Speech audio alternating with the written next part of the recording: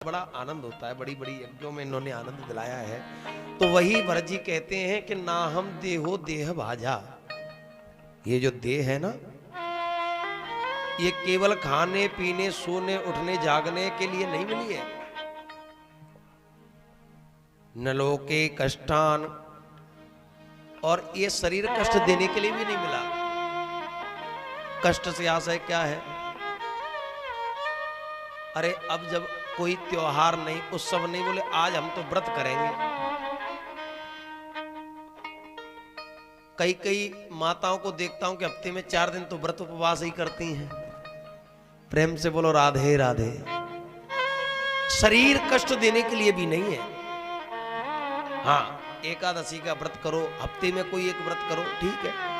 पता चले कि आज शुक्रवार का व्रत है, कल सोमवार का व्रत था, आज गणपति चौथ का व्रत है, भटको मत।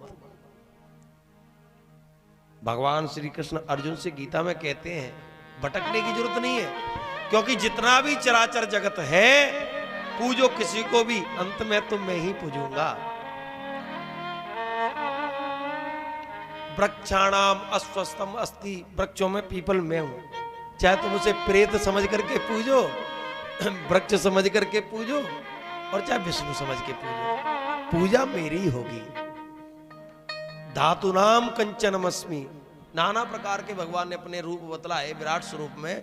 तो अर्थ यही है, उस समय भगवान कहते हैं कि अर्जुन अनन्यास चिन्तयन्तो मां ये जनाः पर्युपासते। जो भी जीव अनन्यता के भाव से मेरी उपासना करता है, तेसाव नित्याभियुक्तानाम योगन क्षेमम वहाम्यहम्, उसका योग क्षेम सब गारंटी मैं लेकर के पूरा करता हूं।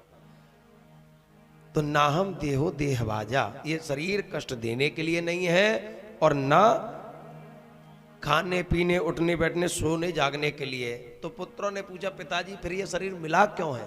तब जवाब दिया भरत जी कहते हैं तपो दिव्यम पुत्रकायेन सत्वं शुद्धयेद्यस्माद् ब्रह्म सौख्यम त्वनन्तमम्।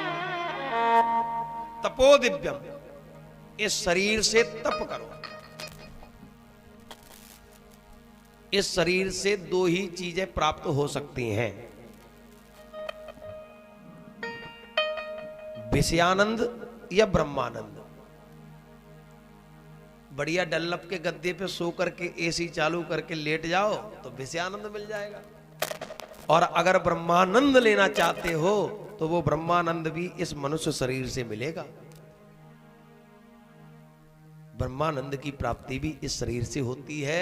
भैया ताला तो एक ही होता है और चाबी भी एक होती है, लेकिन अगर इधर घुमा दो तो ताला लग जाएगा, इधर घुमा दोगे तो खुल जाएगा। अर्थ क्या है? इस शरीर को अगर विषयानंद में लगा दोगे तो संसार में फंस जाओगे, और अगर इसी शरीर रूपी ताले की चाबी को जब दूसरी तरफ अर्थात ब्रह्मानंद में घुमा दोगे तो आपका बेड़ा पार हो जाएगा। बोलिए दाऊ जी महाराज की जय। इस प्रकार से भरत जी ने बहुत उपदेश दिए हैं। तदुपरांत अपने पुत्रों को राज्यभार देकर के भरत जी वन में तपस्या के लिए गए। तपस्या करने लगे, कई वर्ष व्यतीत हो गए।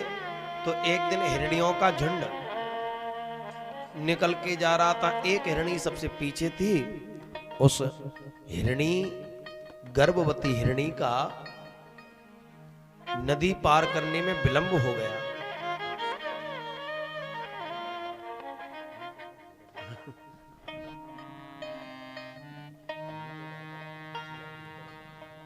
तो हिरणी गर्भवती थी, नदी को पार करना चाह रही थी, तब तक सिंह आ गया।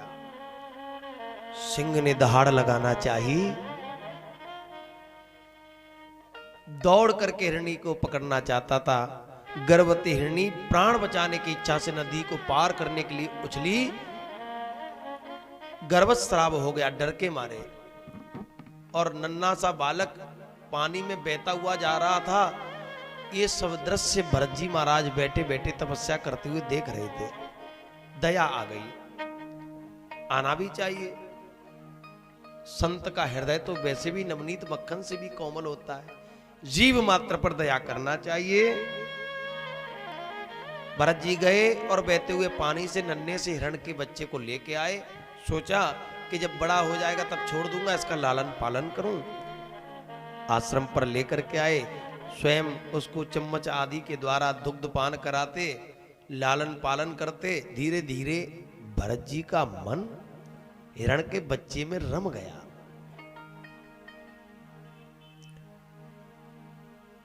अब तो बिना हिरण के बच्चे के इनको एक पल भी चैन नहीं मिले। इधर उधर बच्चा हो जाए हिरण का तो आवाज लगाने लगे, अरे बेटा कहां गया, मेरा हिरण कहां गया। अंततो गत्वा इतनी ममता ममत्व इनका हो गया कि ये एक पल भी हिरण के बिना नहीं रह पाए। जीव को ये ममता ही तो फंसाती है। संसार में जीव आता तो शुद्ध ही है, लेकिन जैसे ही संसार के प्राणियों से प्रेम करता है, मेरा चाचा, मेरा ताऊ, मेरा मामा, मेरा फूफा, बस माया लपेट लेती है। और मानस में तुलसीदास जी ने भी बड़ा उल्लेख किया है, भूमि परत डाबर पानी, भूमि परत डाबर पानी, भूमि परत डाबर पानी, भूमि परत डाबर पानी,